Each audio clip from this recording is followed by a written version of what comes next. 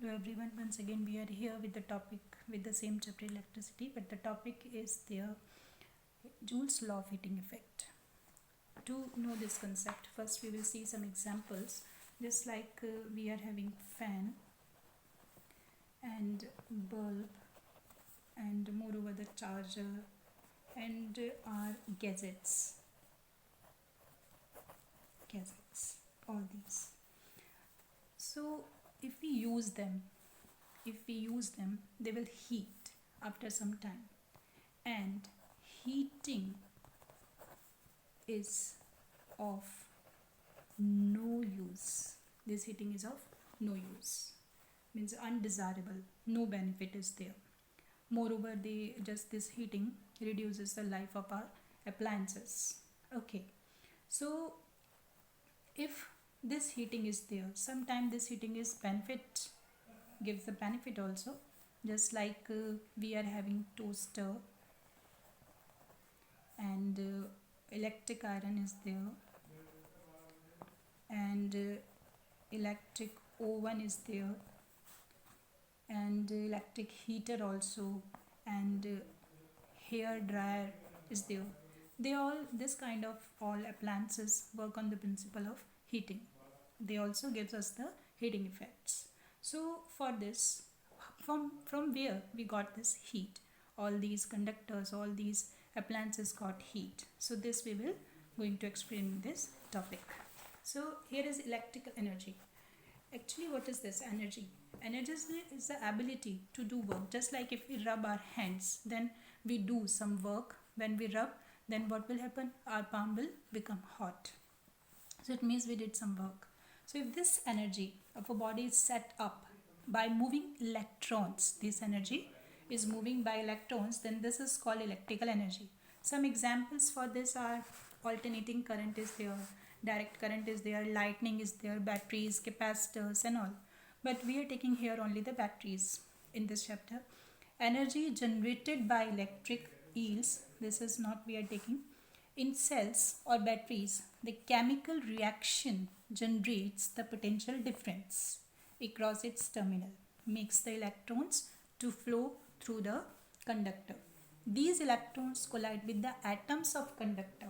So if this is suppose a cross section of a conductor, when electrons are moving here in this one, then they will collide with the atoms. They will collide with the atoms of the conductor, due to which the kinetic energy of atoms of conductor increases, because right now they are at rest. As soon as they have some potential difference, their potential energy converted to the kinetic energy, because we know that the energy cannot be destroyed, can be converted from one form to another by the law of the conservation of energy of atoms of conduct increases.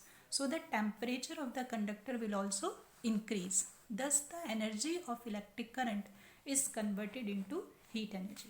The energy which is coming in the form of electrons which collide with the atom of the conductor, that kinetic energy is converted into the heat energy.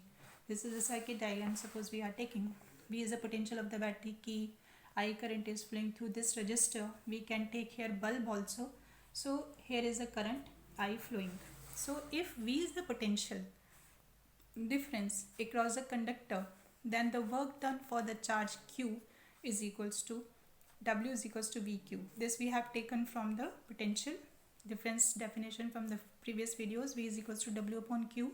So this we have taken W is equals to VQ. This is the first equation. So if the I current is flowing through a conductor of resistance R, then charge Q flowing through conductor is I is equals to Q upon T.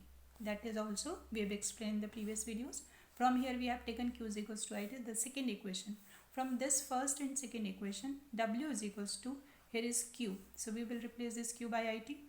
So this becomes VIT. This W is equals to VIT we can use by using the Ohm's law. W is equals to VIT. By using the Ohm's law, V is equals to IR. We can convert this into the another formula. W is equals to IR. So IR into IT. W is equals to I square R into T, or W is equals to I if we want to replace V upon R. So here in this equation we will replace I. So V into this becomes V upon R into T. So W is equals to V square upon R into T.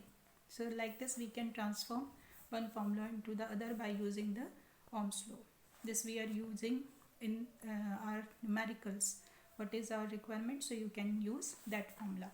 So if, now the main concept, if all the electrical work done is converted into heat energy, then heat produced in the resistor is H is equals to W. This complete work done is converted into heat, then heat is equals to work done. So H is equals to, also we can write VIT, and the other formula we have written. Now using Ohm's law, we have taken here V is equals to IR. So H is equals to V IR into IT is becomes H is equals to I square R into T. So this is the only formula that is known as Jules law of heating by electric current. But according to this one, other formula can be possible, like H is equals to W, H is equals to V square upon R into T, this one, and I square R into T we have taken here. So especially H is equals to I square R into T, it is known as Jules law of heating by electric current. So why this form only is known as Jules law of heating effect? This cannot be used for the heating effect. Why? Because H, it is heat produced. So you know that heat produce is there. So heat can be produced. V is equals to, V is directly proportional to I. So if we increase the potential, current will increase. If current increase, it will produce the heat. So H is directly proportional to I. And according to this formula, H is directly proportional to I square. And if we increase the resistance, H is also produced. And if we increase the time, means how long the current is flowing through the conductor, that also heat is produced. So heat produced is not directly depend on V. That's why this form is known as H is equals to this, that is the form free from potential. H is equals to I square R into T. It is free from potential. It is known as the Jules law of heating effect. Other formulas we can use for the numerical purpose, but H is equals to I square R into T, it is the only form which is known as the Jules law of heating effect. So I hope this is clear why this form is only the Jules law of heating effect, because heat produced is not directly depends on V. Now the question, how can we write here? Define Jules law of heating effect and explain the factors on which the heat produced depends. So the phenomena of production of heat in a resistor by flow of electric current is called Jules law of heating. And the factors on which it depends, because we know the formula H is equals to I square R into T. The H is directly proportional to I square, keeping R and T constant. If we suppose H is directly proportional to I square, if we double the current, H double the current, then what will happen? It will increase how many times? 4 times. Heat produced how many times? 4 times. If we halve this, this is 1/4 times. So second factor is there, R. H is directly proportional to R, keeping I and T and constant. Means if R is doubled, resistance is doubled, so H is proportional to R. It means whatever change in R, the same change will be in the heat produced. So H will also be doubled. Similarly, third factor is there, H is directly proportional to T. So H is directly proportional to T, keeping I and R constant.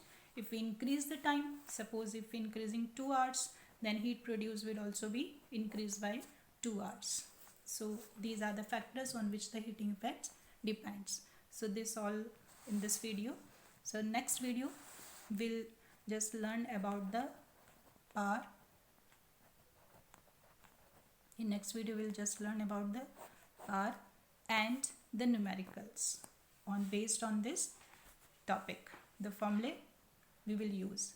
So welcome back in the next video and look at some examples if using this equation and this concept to do some calculations and the applications for the Jules law of heating effect. Thank you so much.